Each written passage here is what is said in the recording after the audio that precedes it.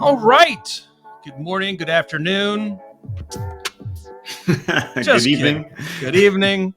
Welcome to Your Daily Scrum. I'm professional Scrum trainer Ryan Ripley. That over there is professional Scrum trainer Todd Miller. We're here to help make your day a little better with some Scrum insights, knowledge, or even some questions asked and answered. So leave your comments below. Let us know what questions you have. Let us know how you like the show. Be sure to like and subscribe. Check out that little icon in the bottom right-hand corner. If you're watching on YouTube, hover over that, click that subscribe button so that you know when we drop the latest content. All right, Mr. Miller, how are you doing, sir? I'm doing great. Got a question for you, buddy. When is the product goal created in Scrum? I think is this our first product goal? It might be. I think this is the first big discussion. So maybe that's like I'm just kidding. Yeah, I think this might be. If it's not, it's one of our few videos on product goal, which I will probably do more of.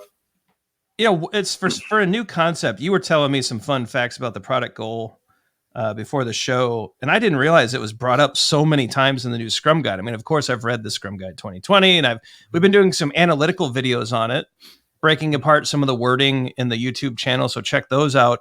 But it had not occurred to me just how many times product goal comes up now, how much of an integral piece of Scrum it's truly become.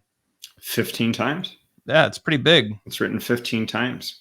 And I think this is an interesting question. When is the product goal created?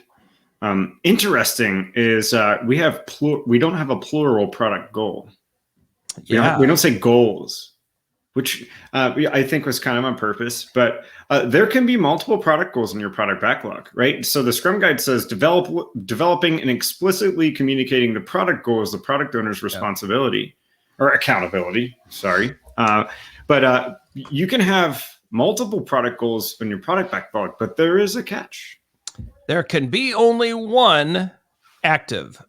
Only be one active product goal. So now, of course, we did the singular version here to really highlight the fact that it's not like a sprint goal where there's only one for a sprint, right? Like sprint goal is a separate thing. Product goals, as Todd said, there's many that can live on the product backlog, but there's only one active product goal at a time, right? Mm-hmm. So it's a little different than the way you would expect a sprint goal to work.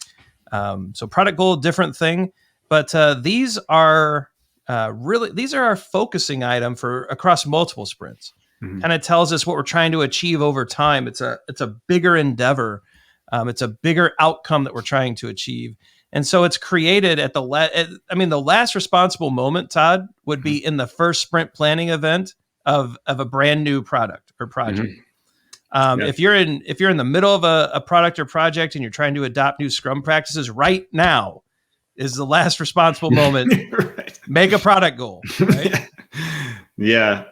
Other than that, I think it falls on the product owner for how they want to how they manage the product backlog ultimately. So however they want to introduce this concept of product goal into the product backlog.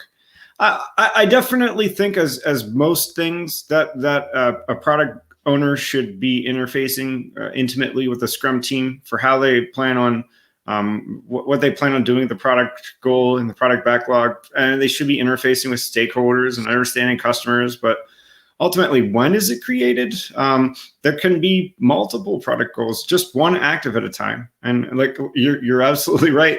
If the Scrum Guide says the Scrum team they must fulfill or abandon one objective, one product goal that is, before taking on the next. So if you fulfill or abandon a product goal, and you should have another product goal by the time sprint planning is over, right? Yeah, so I think this is a good practice for the product owner to really internalize and consider how the product goal tells us why we're working across multiple sprints. It helps a Scrum team tie their sprint goals to that overall vision. It also helps your stakeholders and management and leadership take a look at their big investment areas as an organization and tie into how those products are helping to achieve that. So I think it's a really good focusing item. It's a really good alignment item. And when do you create it? If you don't have one, create one. But these are product backlog items. And so while you're doing refinement, while you're doing sprint planning, if you're in a sprint review and you want to, we're not going to go legalistic here. Yeah. Right. Understand their purpose, right? Alignment and visioning and why, and then decide when's the right moment to do it. And so as long as you've got one, we're happy. Yep. And go forth and do good Scrum things. Yeah. Yep. That's a good concept. I'm happy that it's in there, right? Love it. I think it's a great change. Like most listeners probably realize, we're big fans of Scrum Guide 2020. We hope you are too. Let us know in the comments. What do you think of the product goal? How are you using it? Has it helped? Has it hurt? Do you understand it? What questions would you like us to answer about it in the future? We'll see if we can get that done. But as for this episode, Todd, I think we are set. I'm going to shift us over to that end panel part. Be sure to like and subscribe so that you know when we drop new shows. Fixing your Kanban, fixing your Agile metrics, Agile for Humans, Craft Brewed Agile, all sorts of fun stuff coming out in the future. So like and subscribe so you know when we drop new episodes. Check out the recommended videos below. The algorithm thinks that you might like them. Socials are to the left. You know what? I think I'm going to leave it there, Todd. We hope you have a great Tuesday afternoon. Go forward, do some awesome Scrum things. We'll catch you tomorrow.